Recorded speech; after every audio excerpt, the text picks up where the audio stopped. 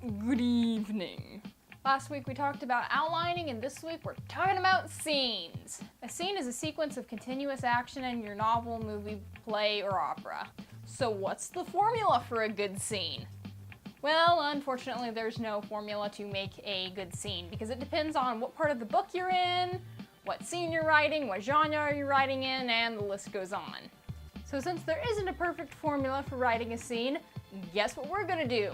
We're going to talk about 6 tips to improve your scene writing skills overall. Tip number 1 is to use location sketches. A couple of weeks ago I talked about character sketches, and the idea is similar except that you don't have to have as much detail or background into a location sketch. What you do want to have is the name of the location on top of a document. Then you will list its role in the story, characters associated with it, unique features, physical description, sights, sounds, and smells related to it, and additional notes about your setting.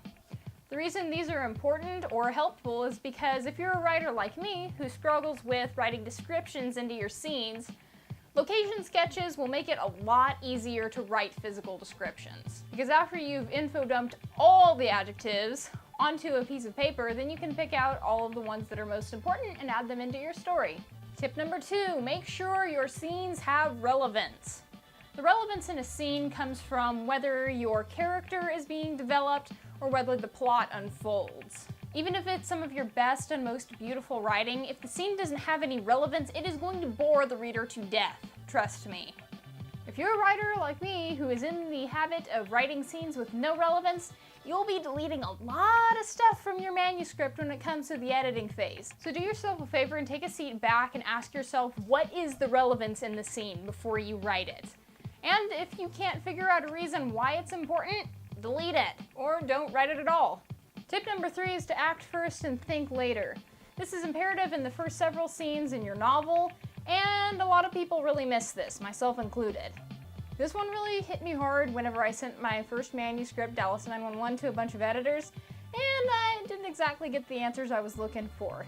It opens with Amelia having a fight with her boyfriend, and then he becomes her ex-boyfriend, and then she spends the rest of the night thinking about what a horrible mistake and what a horrible person she is. And while this did reveal a lot about who she was, it didn't really hook the reader in, and it didn't give very accurate information about what the story is about, because it's a mystery novel, and the main premise really had nothing to do with what Amelia had going on in her personal life.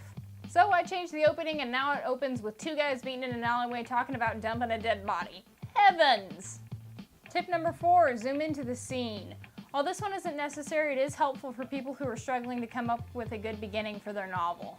Essentially what you want to do with this is you want to start out with a general description of the area that your novel takes place in. So let's say that our first scene opens in a forest. You'll describe large-scale the forest, and then you'll zoom in on the action, much like a camera lens would on the opening scene of a movie. The evergreen forest was still and undisturbed. Occasionally a bird chirped, deer rustled through the bushes, or a cool breeze blew over the mountains. The silence ended when Tina let out a blood-curdling scream as her assailant stabbed her in the shoulder. Tip number 5, write your scenes in 2 steps. The reason this is helpful is because if you have a lot going on in a particular scene, then you can take individual elements of the scene and write them separately so that you can get one of them perfected and then get the other one perfected. What you want to do is either start out with the action or the dialogue and write that all out. Most people I know like to write dialogue, so let's say you write all your dialogue out. Then after that you go back and add the action behind it.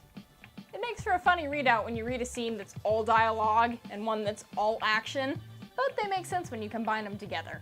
Tip number 6 is to learn from other authors. This is by no means encouraging plagiarism. I'm always going to encourage people to read more and read more and read more to write better, especially if you read somebody who's a better author than you, which is preferable. This step, though, does not have as much to do with reading as it does to have to do with analyzing. Pick a favorite scene from one of your favorite novels and analyze what it is that makes it so favorable to you. And you can replicate the elements of this, but do not, under any circumstances, plagiarize your favorite author's work. Okay, that is not good fanship. Is that a word? Fanship? Some good authors to read who pretty much cover everything is Jenna Moreci, Patrick W. Carr, and Kate Quinn. Studying their scenes and their writing has benefited me in more ways than I could ever describe. And while this video is about improving your scene writing skills, you'd be surprised at all of the other things that you learn too when you analyze scenes. So there you go. 6 tips to help you improve your scene writing skills. Next week, I'm talking about my drafting process.